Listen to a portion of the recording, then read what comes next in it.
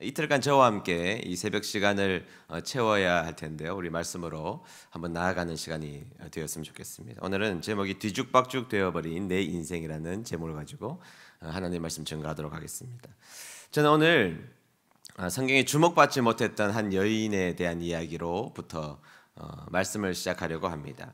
그 여인은 룻기에 등장하고 있는 룻의 시어머니 나오미에 대한 이야기입니다. 오늘 이야기는 이렇게 시작하고 있습니다. 룻기 1장 1절 상반절에 보면 사사들이 치리하던 때에 시간적 내용들이 등장하고 있는데요. 이 시간적 내용은 사사들이 통치하던 시기였음을 설명하고 있습니다. 성경학자들은 이때를 가리켜서 영적인 암흑기다 이렇게 묘사하고 있죠. 사람들은 자기의 욕심대로 살아가려고 몸부림치던 사람들이었습니다. 자기가 가지고 있는 욕심대로 소욕대로 살기를 원했고 정치 지도자들도 온전한 지도자들이 아니었습니다. 심지어는 청부 살인업자 출신인 입다가 지도자가 되는 시기이기도 했으니까 굉장히 시간적으로는 암흑기와 같은 시절이었던 것입니다. 또 하나는 상황적 묘사를 성경은 계속해서 우리에게 기술하고 있는데요. 다시 한번 더 룻기 1장 1절을 처음부터 다시 한번 보면 이렇게 기술하고 있습니다. 사사들이 치리하던 때에 그 땅에 흉년이 드니라. 정치적으로는 매우 불안한 시기였던 것입니다. 그런데 풍년이 들면 사람들의 마음이 곳간에서 인심이 나기 마련이니까 사람들의 마음이 굉장히 편했을 텐데 흉년까지 들었으니 정치적으로도 어려운데 먹고 살기도 힘든 시기가 되었으니 흉흉한 소문만 많이 나는 그런 시절이었던 것입니다. 1절은 계속해서 공간적 정보까지 주고 있습니다. 시간적 정보, 상황적 정보, 그리고 공간적 정보까지 이어지고 있는데요. 다시 1절 후반절을 제가 이제 쉬운 성경 버전으로 여러분들과 함께 읽기를 원합니다. 제가 한번 읽어보겠습니다. 그때에 엘리멜렉이라는 사람이 아내와 두 아들을 데리고 유다 땅 베들레헴을 떠나 모압 지방으로 갔습니다. 아멘. 자, 공간적으로는 원래 그들이 살고 있었던 곳은 유다 땅 베들레헴, 하나님의 약속의 땅이었습니다. 비록 초라하긴 하지만 하나님의 약속이 있는 베들레헴 그 땅이 자신이 살고 있는 공간적 정보였던 것입니다. 그런데 정치적으로 불안했습니다. 그리고 기근이 들었습니다. 가뭄이 들자 이 나오미와 그 가족들은 그 여인은 남편인 엘리멜렉의 결정에 의해서 이민을 떠나게 됩니다. 그 고난스러운 자리, 비참한 자리를 떠나서 새로운 곳에 가서 새로운 삶을 살고자 모압이라는 지역으로 떠나갔음을 설명해 주고 있습니다. 옛날에 아메리칸 드림을 꿈꾸며 미국으로 건너갔던 사람들처럼 중동에 많은 돈을 벌기 위해서 떠나갔던 사람처럼 이 엘리멜렉의 가족은, 나오미의 가족은 그런 모압 드림을 꿈꾸며 모압 땅으로 갔음을 성경에서는 이야기하고 있습니다. 근데 여러분, 이 모압 땅까지 가는 길 사이에는 매우 큰 협곡이 있어서 목숨을 걸고 지나가야만 하는 곳이었던 것입니다. 지금처럼 길이 잘난 것도 아니고 들짐승의 공격과 수많은 강도들의 위협으로부터 노출되어 있는 바로 그런 곳이었기 때문에 지금 모압으로 간다는 이야기는 결코 베들레헴으로는 돌아오지 않으리라는 각오를 하고 그곳으로 떠나갔다라는 그런 이야기라고 볼 수가 있다는 것이죠. 그런데 여러분, 고대 근동의 모든 결정은 남편에게 있었기 때문에 나오미가 원해서 베들레헴을 떠난 것이 아닙니다. 남편의 결정에 따를 수밖에 없어서 결국에는 나오미는 남편과 함께 그곳으로 떠나게 되었던 것입니다. 이민 생활을 하게 된 것이죠. 물론 하나님께서 주신 약속의 땅을 지켜야 될 책임이 있지만, 그리고 모압 땅으로 간 것이 1차적으로 그들에게 잘못이 있는 일이지만, 오죽했으면 그들이 모압 드림을 꿈꾸며 모압 땅으로 이민을 목숨 걸고 가기로 작정을 했을까요? 이해가 전혀 안 되는 것은 아니지만 결국 그들은 베들레헴을 떠나서 약속의 땅을 떠나 모압 땅, 이방 땅으로 넘어갔음을 1절에서는 우리에게 설명해 주고 있다는 것입니다. 자, 그러면 위대한 꿈을 꿈고 혹은 이 어려움으로부터 벗어나 모압 땅으로 갔으면 그 다음부터는 해피엔딩으로 이 이야기가 마쳐져야 하는데, 이 이야기의 스토리는 3절로 이렇게 연결되어 있다는 것입니다. 3절 말씀 보도록 하겠습니다. 3절 말씀 네, 우리 다 같이 한번 읽어볼까요? 시작. 엘리멜렉이 죽고 나오미와 그의 두 아들이 남았으며. 아멘. 나오미의 남편 엘리멜렉이 죽고 나오미와 그의 두 아들이 남았으며. 여러분, 성경에서는 이 구절을 매우 담담하게 기술하고 있지만 이 구절이 얼마나 무시무시한 구절이라는 것을 우리가 이 구절을 가만히 생각해 보면 알 수 있다는 것이죠. 먼저는 자신을 경제적으로 고대 근동에 그리고 법적으로 책임져야 할 대상, 즉 남편이 자신의 인생 가운데 사라져버리고 말았다는 것입니다. 그것도 고향 땅이 아닌 이방 땅에서 자신을 책임지기로 약속했던 그 남편이 역사 가운데 사라져버리고 말았다는 것이죠. 말도 제대로 통하지 않는 이국 땅에서 남편이 그만 세상을 떠나버리게 되었던 것입니다. 자신을 경제적으로 책임져야 될 남편, 법적으로 책임져야 될 남편, 그리고 자신과 함께 사랑하기로 작정해서 평생을 동고동락하기로 약속했던 그 남편이 역사 가운데 사라져버리게 되었다고 성경은 우리에게 기술하고 있다는 것입니다. 타국에서 남자 없이 홀로 지내게 되는 비참한 미래가 나오미에게 펼쳐졌음을 성경에서는 이야기해 주고 있다는 것이죠. 제가 안식년에 미국으로 간 적이 있습니다. 제가 가서 공부도 하고 돌아오는 시간쯤 되었을 때 많은 분들이 차를 끌고 그랜드 캐년을 꼭 가봐야 된다. 패키지로 가서 한번 이렇게 보는 게 아니라 그랜드 캐년을 차를 끌고 가서 충분히 보고 와야 된다. 그래서 그 정도 해야 미국을 다녀왔다. 뭐 이런 이야기를 저한테 해주어서 제가 그 차를 끌고 그랜드 캐년을 저희 아내와 함께 간 적이 있습니다. 한참을 구경하고 있는데 저렇게 멀리 보니까 그랜드 캐년의 천길 낭떠러지인데요. 뾰족한 바위가 좋기 10m는 튀어나와 있는 곳이었습니다. 가만히 쳐다보니까 미국의 한 20대 초반 청년들이 한 10몇 명이서 그곳에서 이렇게 모여 있는데 꽤 멀리 떨어진 곳이지만 그들이 하는 행동을 보면 어떤 행동인지 영어는 잘 들리지 않지만 행동을 보면 충분히 그들이 무엇을 하고 있는지를 알고 있었습니다. 서로 막 떠미는데 이야기인 것은 이런 것이죠. 네가 한번 저곳에 가봐. 그러니까 나는 못 가. 네가 한번 저기 가봐. 막 이렇게 서로 떠밀고 있는 그런 상황이었습니다.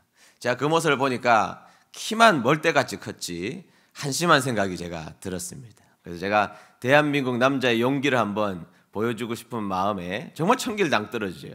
뾰족한 이 복도 정도 되는 한 10m쯤 튀어나온 그 바위를 제가 이제 아내에게 이야기를 했습니다. 내가 저기 끝에 절벽 가운데 딱 한가운데 맨 마지막에 내가 설 테니까 사진기를 주면서 역사상 최고의 멋진 남편을 잘 찍어보라고 제가 사진기를 넘겨주고 제가 그 길을 갔습니다.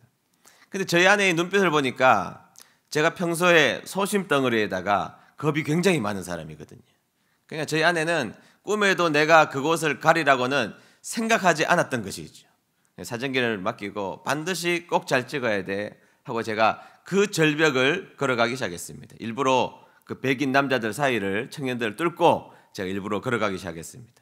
근데 제가 정말로 절벽에 그 뾰족한 절벽으로 천길 낭떠러지에 한 발 한 발 내딛기 시작하자 저희 아내는 그 그랜드 캐니언에서 창피한 줄도 모르고 소리를 지르기 시작했습니다. 여러분 한번 상상해 보십시오. 그랜드 캐니언에 울려 퍼지는 경상도 여자의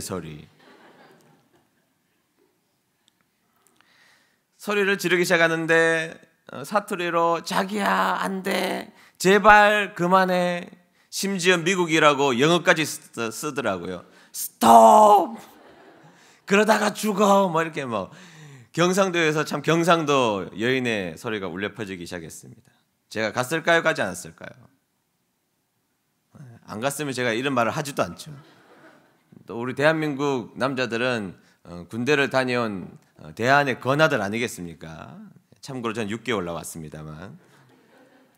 네, 그곳에 가서 이제 사진을 우리 아내가 그 상황 속에서 또 어쨌든 찍었던 것 같아요. 막 찍는 소리가 뭐 들리고 그리고 나서 제가 돌아오는 길에 일부러 그 백인 사이를 제가 지나갔습니다. 백인 사이 이렇게 지나가니까 백인 걔네들이 나를 붙들어 세워요. 내가 어리게 보였나 봐요. 막 하더니 저한테 You are a brave man이래요. 우리 영어 아시는 분들을 그런 말 잘 안 쓰거든요. 있는 말이긴 하지만 그런 말은 실질적으로 잘 안 쓰는 말인데 You are a brave man이래요. 너 정말 대단한 사람이라고 하더니 Where are you from? 어디서 왔냐고 물어보더라고요. 그래서 내가 I'm from Korea. 더 이상 있다가는 계속 영어를 써야 될 것 같아서 빨리 제가 이제 도망을 왔습니다. 제가 아내 있는 쪽으로 당당하게 딱 걸어갔더니 아내가 와 잘했다고 박수를 쳐주는 것이 아니라 제 어깨를 그렇게 두들겨 패더라고요. 막 때리면서. 그래서 내가 도대체 나를 왜 때리냐고 이렇게 이야기했더니 당신 죽을까 봐가 아니고 당신이 이곳에서 죽으면 나는 한국에 어떻게 돌아가냐는 거예요. 네, 우리 아내가 이기적이라는 사실을 제가 깨달았습니다. 네, 잠시의 두려움입니다. 이방 땅에 홀로 남겨진다는 것은 두려움이 존재하게 된다는 것이죠. 그곳에서 남편이 갑자기 낭떠러지에 떨어지면 한국에 어떻게 돌아갈까 잠시의 두려움이 있었던 것처럼, 그러나 이 나오미는 자신을 책임져야 될 그 남편이 정말 이방 땅에서 죽어버리고 말았던 것입니다. 그리고 더 중요한 것은 자신을 책임져야 될, 그리고 자신을 사랑해 줄 대상이 없어지게 된 것이죠. 책임져야 될 대상이기도 하지만 자신을 사랑해 줘야 될 대상이 자신의 삶 가운데 삭제되어 버리고 말았던 것입니다. 그나마 다행인 것은 자신에게는 2명의 자랑스러운 아들이 남아 있다는 것입니다. 근데 성경은 3절의 이 비극적인 상황을 다시 5절로 이끌어가고 있다는 사실입니다. 5절에 엄청난 소식을 우리에게 들려주는데요. 원어적으로 좀 제가 번역을 새롭게 해서 여러분들에게 소개하면 5절은 이렇게 되어 있습니다. 스크린으로 보시는 게 좋을 것 같습니다. 다 같이 제가 읽어보겠습니다. 그러다가 또 말론과 기륜 둘 다 죽었다. 그 여자는 그 여자의 2 아이와 그 여자의 남편 뒤에 홀로 남겨졌다. 남편이 죽은 이후에 10년 만에 그 이방 땅에서 자신의 아들 둘마저도 세상을 떠나게 버리게 되었던 것입니다. 여러분, 남편의 죽음은 나를 사랑해 줘야 될 대상의 죽음이라면 아들의 죽음은 내가 사랑해 줘야 될 그 대상이 죽어버리고 만 것입니다. 여러분, 사람은 사랑의 주체로서 혹은 사랑의 객체로서 살아갈 때에 삶의 의미를 가지게 되는 것입니다. 내가 사랑받는다고 생각하면 삶의 의지가 발동되게 되어 있고, 혹은 그것이 없어졌을지라도 내가 사랑해야 될 대상이 있을 때 최선을 다해서 인생을 살아가게 되어 있는데, 이제 성경의 기술에 의하면 이방 땅에 홀로 남겨져 있는 이 여인 나오미는 이제는 사랑의 주체도 이제 사랑의 객체도 아닌 존재가 되어버리고 말았던 것입니다. 그러니 이제 나오미의 모든 것은 끝나버리고 말았던 것이죠. 그래서 성경에서는 히브리어로 독특한 단어인 사알이라는 단어로 그가 정말로 외롭게 홀로 남겨져 있음을 우리에게 설명해 주고 있다는 것이죠. 다시 말하면 그녀는 처절하고 그리고 철저하게 홀로 남겨진 불쌍한 여인이 되어버리고 말았던 것입니다. 여러분, 박완서라는 유명한 작가가 있지 않습니까? 우리 한국 문학에 있어서 아주 큰 족적을 남겼던 박완서라는 작가가 있습니다. 이미 세상을 타계하셨는데 그녀가 남긴 족적은 우리나라의 문학사에서는 굉장히 위대한 족적입니다. 그분의 책 가운데 한 말씀만 하소서라는 책이 있습니다. 한 말씀만 하소서. 이 이야기는 1988년 박완서의 이야기입니다. 여러분, 1988년도에는 대한민국에 아주 위대한 사건이 있었습니다. 전 세계에서 유일한 개발도상국이 첫 번째로 올림픽을 열었던 날이었습니다. 1988년도에는 대한민국 국민이라면 슬퍼해야 될 자격이 없는 그런 날이었습니다.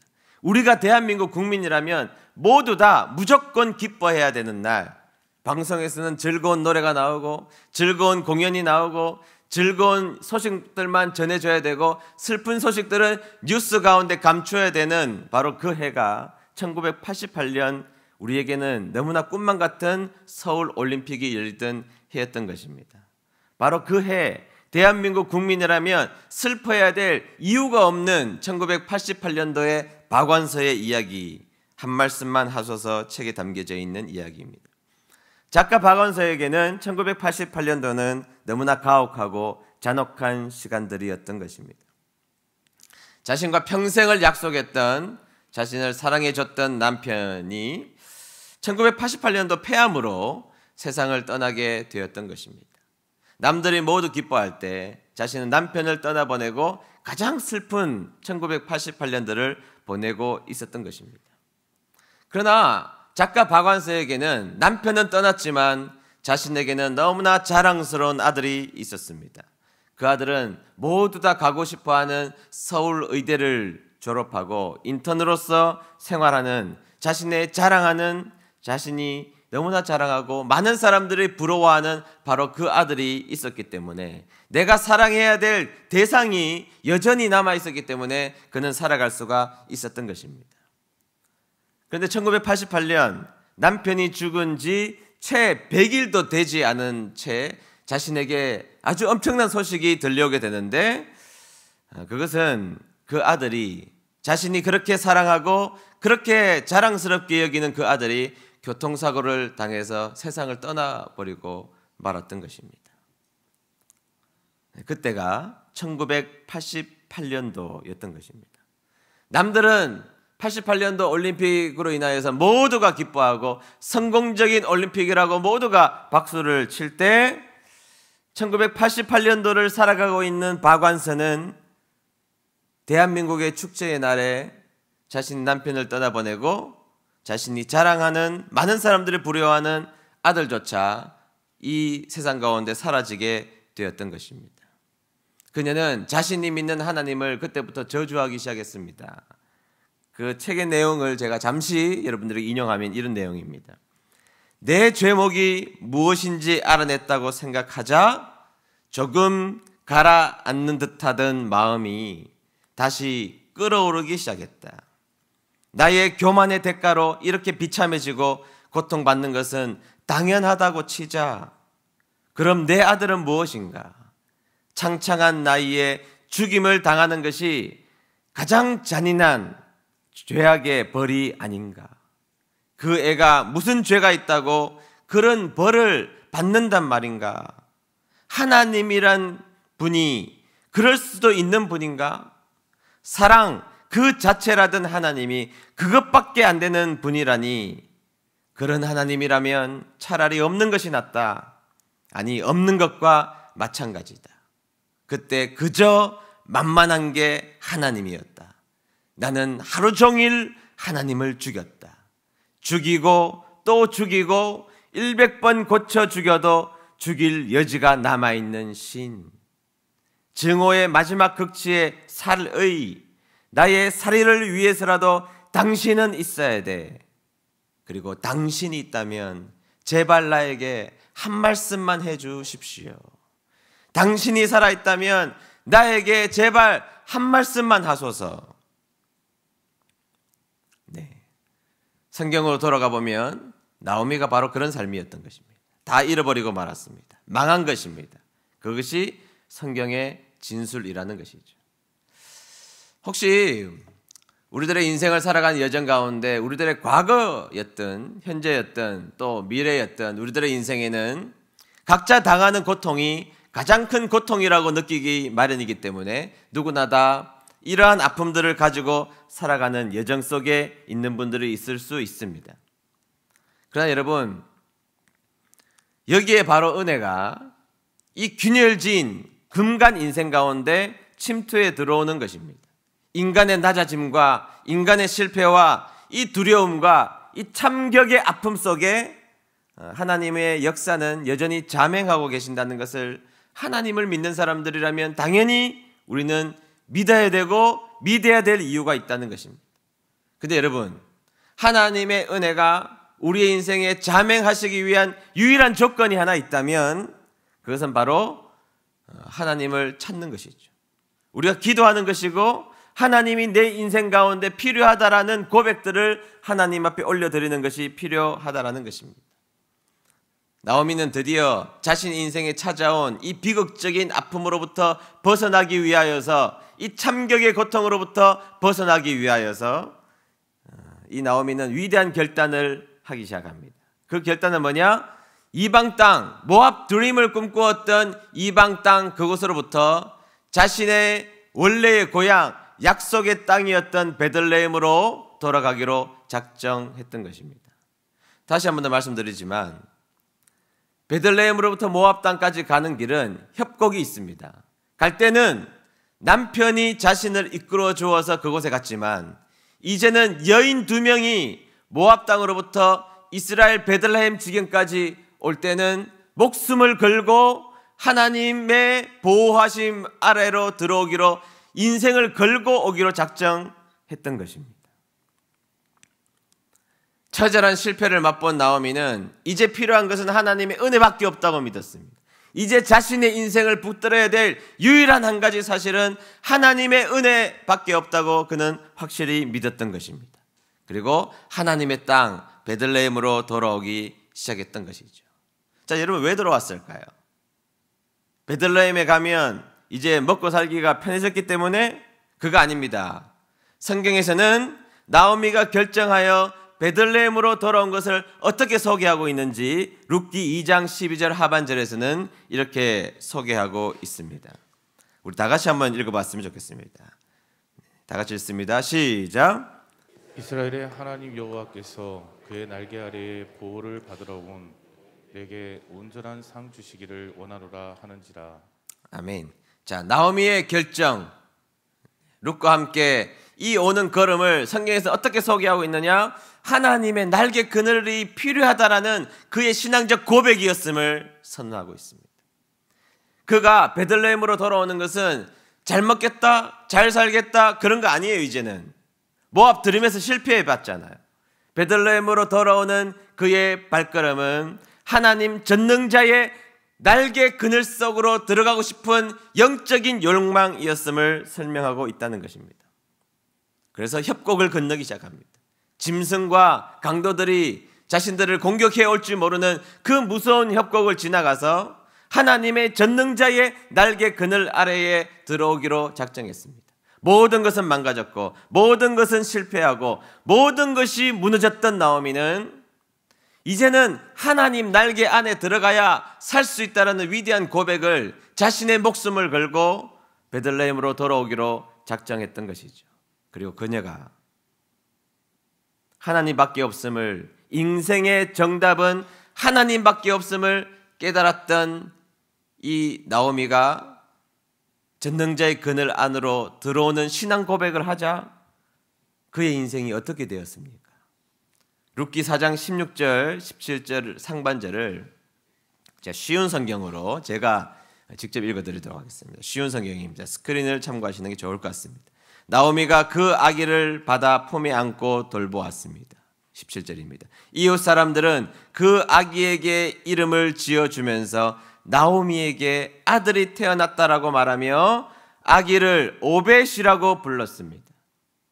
네, 하나님께서 룻을 통하여서 아기를 주었습니다. 그런데 여러분, 이 아기는 분명히 룻의 아기입니다.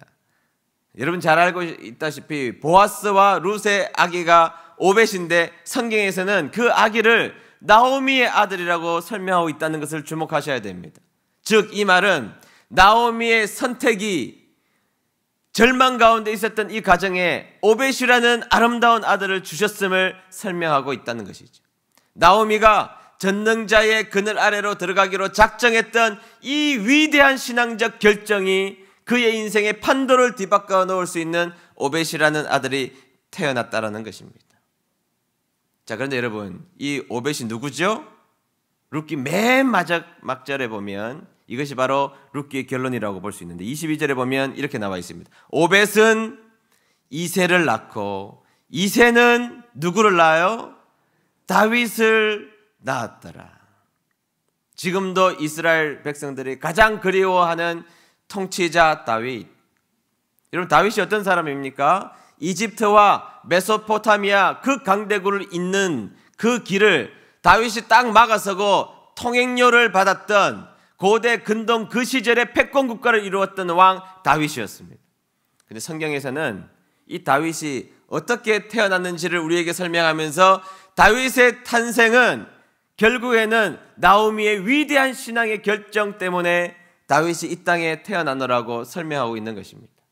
그의 인생은 무너졌었습니다. 모든 것이 망가졌지만 전능자의 날개 아래에 들어가야 내 인생이 의미가 있는 인생이라고 생각하며 모압 땅을 거쳐 협곡을 거쳐 이스라엘 땅으로 돌아오자 하나님은 그에게 오벳을 주셨고 이새를 주셨고 이스라엘 사람들이 지금도 그리워하는 다윗이 바로 나오미의 후손이었음을, 나오미의 결정을 통해서 이 땅에 다윗이 왔음을 설명하고 있습니다. 그런데 성경에서는 이 이야기는 여기서 끝나는 것이 아닙니다. 마태복음 1장 1절에 보면 예수님의 족보를 시작하면서 이렇게 이야기합니다. 아브라함과 누구의 자손? 다윗의 자손 예수 그리스도의 계보라. 예수님이 이 땅에 태어나신 것에 대해서 다윗이 이 땅에 태어난 것은 아브라함과 다윗이라는 위대한 인물이 있었는데 그 다윗은 나오미의 결정 때문에 이 땅에 태어났고 나오미가 전능자의 그늘 속으로 들어가기로 작정하자 하나님은 그의 인생을 성두리째 복을 주셨는데 다윗의 직접적 조상 그리고 예수 그리스도의 조상이 되는 놀라운 축복을 나오미의 인생 가운데 허락해 주셨다는 것입니다. 하나님의 날개 그늘 아래로 들어가기로 마음먹고 작정하자 더 이상 일어날 수 없었을 것 같았던 그 나오미의 인생에 반전을 허락하셔서 위대한 하나님의 일꾼, 하나님의 역사, 하나님의 은혜의 주인공이 되었음을 우리에게 설명해 주고 있다는 것입니다. 저는 오늘 여러분들에게 한 이야기를 드리고 마치려고 합니다. 그 이야기는 어느 중고 컴퓨터 사장님에 대한 이야기입니다. 그 사장님이 인터넷 어느 포털에다가 직접 올린 글을 제가 한 10년 전쯤 된 이야기인데요. 제가 그 글을 직접 메모해 뒀다가 여러분들에게 소개하는 것입니다.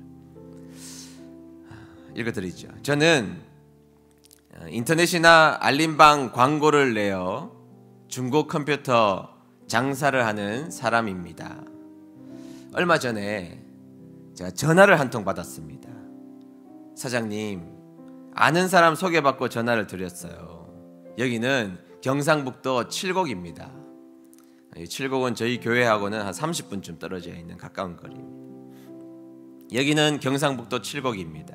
사정상 저희 딸아이는 서울에서 할머니랑 살고 있습니다. 6학년 딸아이에게 맞는 중고 컴퓨터 하나 사주고 싶어서 전화를 드렸습니다. 저는 칠곡에 있지만 서울에 계신 사장님이 주소를 알려드릴 테니 직접 가셔서 설치해주면 고맙겠습니다. 열흘쯤 지났는데 쓸만한 중고가 생겨서 그 아주머니가 말씀하신 그 집에 연락을 취했고 주소를 받아 도착하자 저 멀리서 할머니 한 분이 손짓을 하시더군요. 그리고 컴퓨터를 들고 그 집에 누추한 집이었는데 들어가자마자 야, 컴퓨터다. 그 집 6학년 딸이 들어와 구경을 했습니다. 그래서 할머니가 이야기하기 시작했습니다. 너 공부 잘하라고 엄마가 사 보낸 거요. 학원 다녀와서 실컷 해. 어여 학원 다녀와. 아이는 기쁜 목소리로 네 하고 후다닥 나갔습니다. 컴퓨터 설치를 할 것도 없이 그냥 전원 연결하고 컴퓨터가 켜지는지만 확인시켜드리고 금방 집을 나왔는데 나오자마자 버스 정류장에 아까 그 딸아이가 서 있는 것이었습니다. 얘야 어디 가니? 아저씨가 태워줄게. 주저할 만도 한데 아까 봤던 아저씨라 믿었는지 하게 여기요 하며 탔습니다. 그런데 한 10분쯤 갔을까 그 아이가 하계역에 도착하기도 전에 갑자기 화장실이 너무 급하다며 세워달라고 이야기를 했습니다. 그래서 한 패스트푸드점이 건물이 보이는 그곳 앞에 차를 세워주었습니다. 그러자 그 아이가 아저씨 그냥 먼저 가세요. 다급히 아이는 건물 속으로 사라지게 되었습니다. 무심코 보조석 시트를 보는데 가슴이 쿵 내려앉았습니다. 금발갛게 물들은 시트가 보였던 것입니다. 아마도 첫 생리가 시작된 모양이었습니다. 당황한 아이의 얼굴이 생각났고 당장 처리할 방법도 모를 테고 옷은 금빨갛게 젖었을 텐데 어쩌지? 마음이 갑자기 다급해졌습니다. 그 아이 엄마에게 전화를 하면 그 먼 곳으로부터 올라오지도 못할 것이고 괜히 마음만 아플 것 같아서 동갑인 제 아내에게 전화를 했습니다. 여보, 지금 빨리 택시를 타고 청량리역 근처로 와줬으면 좋겠어. 왜 갑자기 웬일인데 무슨 말이야? 그러자 제가 자초지정을 이야기했습니다. 그러자 아내가 곧장 온다고 하면서 나에게 몇 가지 일을 시켰습니다. 내가 도착하기 전에 옆에 있는 슈퍼마켓에 가서 몇 가지를 사야 해. 생리대도 사고 그리고 속옷도 사이즈별로 몇 개를 사. 그리고 치마와 물티슈도 하나 사두어. 전두지휘를 하는 아내 덕에 장비를 다 챙겨서 아이가 좀 전에 들어갔던 건물로 들어갔습니다. 근처에 사는 아내는 생각보다 빨리 왔고 아내가 화장실에 그 물건들을 들고 들어가 보았더니 화장실 3칸 중 1칸이 잠겨져 있었습니다. 이름도 모르지만 말을 걸자 그 화장실에서 기어가는 목소리가 들리기 시작했습니다. 그때까지 그 아이는 그곳에서 혼자 울고 있었던 것입니다. 엄마랑 같이 사는 평범한 가정이었으면 그날은 아이에게 케이크를 하나 사들고 조촐한 파티라도 할 기쁜 날이었지만 혼자 당황하고 울고 있는 아이를 생각하니 콧잔등이 짠하더군요. 아내와 아이가 조금 있다가 나오는데 그 아이의 눈은 이미 퉁퉁 불어 있었습니다. 그냥 집에 가고 싶다는 아이를 아니야 우리가 데려다 줄게 하고 집까지 그 아이를 데려다 주었습니다. 돌아오는 길에 아내가 묻더군요. 자기 그 컴퓨터 중고로 얼마 주고 팔았어? 22만 원. 그러자 아내가 말했습니다. 자기야 그 돈 다시 주고 오자. 근데 그거는 좀 자존심 다치는 일이 아닐까? 아니 그러면 자기 들어가서 좀 계산이 잘못되었다고 하고 일부를 좀 돌려다 주고 오면 어떨까? 10만 원만 할머니 드리고 오면 좋을 것 같아. 그래서 다시 그 집에 들어가서 뭐 램값이 어떻게 되었다는 둥 말도 안 되는 이야기를 대충 하고 10만 원을 되돌려 드리고 차에 올라타게 되었습니다. 차에 올라타자 제 아내가 제 머리를 헝클이며 자식 멋진데 그렇게 말해 주었습니다.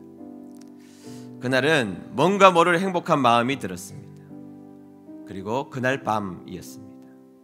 밤 11시쯤 아이 엄마가 일을 다 마치고 전화를 했던 것입니다. 여기 칠곡인데요. 컴퓨터를 구입한 이 한마디만 하고 그 전화기 너머에서는 끊임없이 울음소리만 들리고 계속 말을 잇지 못했던 것입니다. 저도 그냥 전화기에 귀만 대고 있었습니다. 라는 글입니다.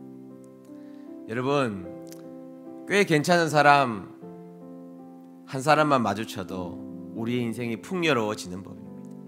꽤 괜찮은 사람 한 사람만 만나도 우리의 인생이 복되고 의미 있는 인생이 되는 것입니다. 하물며 이 땅을 지으시고 우리를 위해서 자신의 가장 사랑하시는 독생자 아들도 아낌없이 주신 그 예수님 하나님의 그늘 아래로 들어가기로 작정하는 그 마음을 가지고 하나님의 품속으로 들어갈 때 하나님이 우리의 인생을 책임져 주시지 않겠습니까?